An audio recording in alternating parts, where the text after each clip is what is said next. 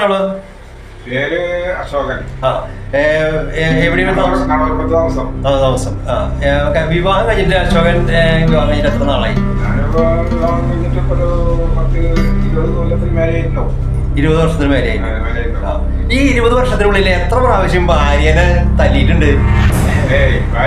ഞങ്ങൾ വളരെ സൗഹൃദത്തിൽ നല്ല ഒരു പ്രാവശ്യം പോലും തല്ലിയിട്ടില്ലേ? ഭാര്യ എന്നെ ചീത്ത പറഞ്ഞു കഴിഞ്ഞാൽ ഞാൻ അങ്ങോട്ടൊന്നും പറയാറില്ല. നല്ല രീതിയിൽ ജീവിച്ചു. കാരണം കുടുംബ വഴക്കുണ്ടാവും, നല്ല രീതിയിൽ പോകണം ചേർത്തിട്ട് ഭാര്യയോട് വളരെ അടുപ്പത്തോടുകൂടി. ഭാര്യ എന്നെ എന്തെങ്കിലുമൊക്കെ പറയാറുണ്ടെങ്കിലും ഞാൻ അതിൽ പ്രതികരിക്കാറില്ല.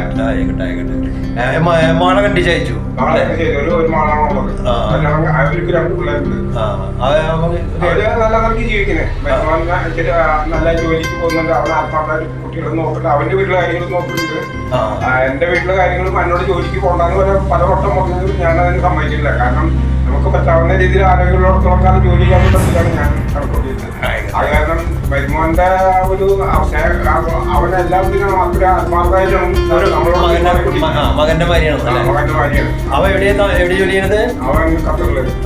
അവനിപ്പോ കുറെ കാലങ്ങളായി ഖത്തറില്.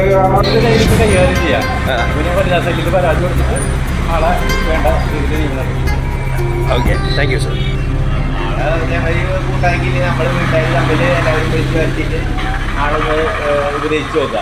എന്നിട്ട് പറ്റില്ലെങ്കിൽ നമ്മൾ എന്തെങ്കിലും ചെയ്ത് നോക്കുക. അത് പറ്റില്ലെങ്കിൽ കംപ്ലൈൻറ്റ് ചെയ്യുക. വിവാഹം കഴിഞ്ഞിട്ട് എത്ര വർഷമായി? 32 വർഷം. സാറിൻ്റെ പേരെന്ന് പറയുള്ളൂ.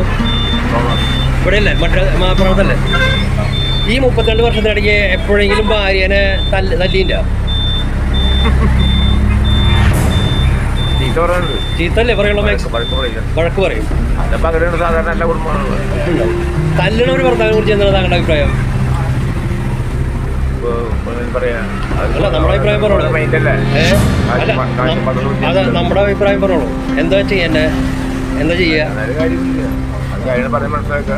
ഉൾക്കൊള്ളാൻ പറ്റാത്ത ചിലപ്പോൾ ചിലർ കുട്ടികളോട്. Thank you.